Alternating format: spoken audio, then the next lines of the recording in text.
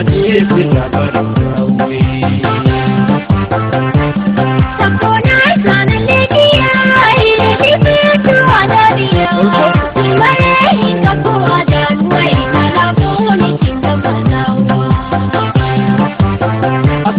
Akundu tiye isidu dalisu adabuzidu Ite mukti setan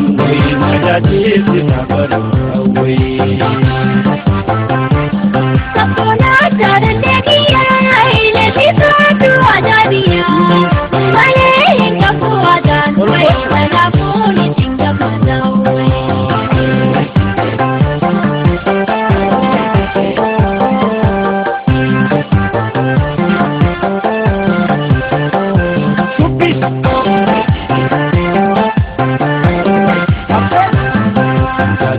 Ipituji adobana Kisu adabia boni simbona Katuti ipituji adobana Kisu adabia boni simbona Adasa kusabakinya kajelo kunti sukamna Jabane ujinan kamne dalota paya kayunawe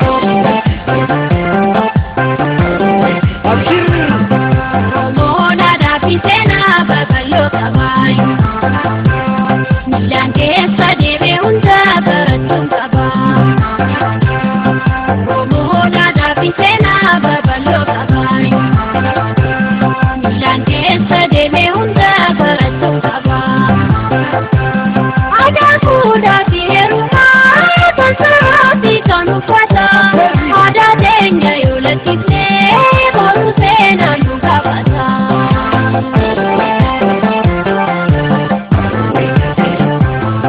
Nasirbi sitan sirba Chalakin tutiya si hundar na chala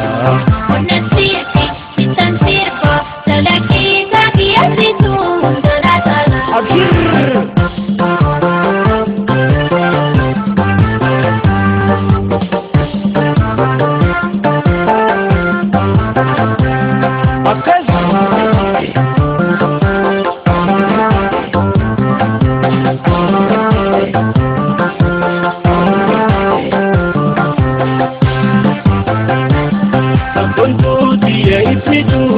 Dalisu adabuzidu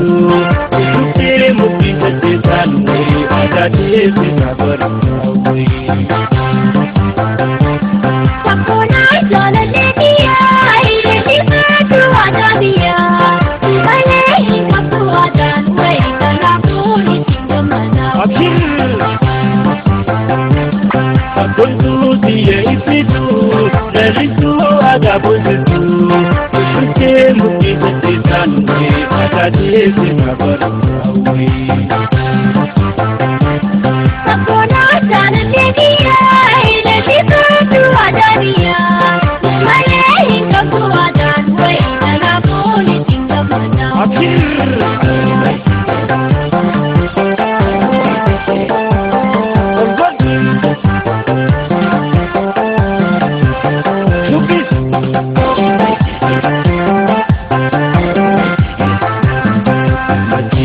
Miladetin heduri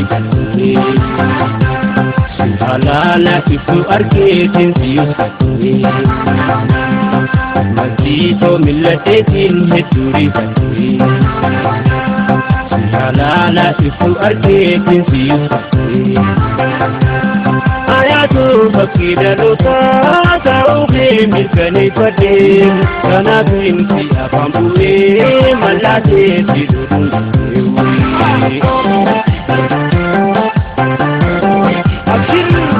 Malakesa walungatu matiga matu